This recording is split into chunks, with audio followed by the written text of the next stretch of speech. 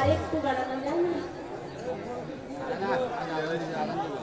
এখন তো নিত্য আসে পৌঁছে যাবো। 5 মিনিট বইয়ে থাকো।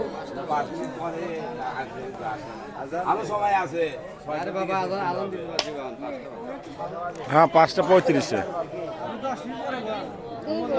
আজি রাধারানী কি করলেন? শ্রীকৃষ্ণকে আজই বললেন, শোনো শোনো, তুমি পরধার্মিক হয়েছ,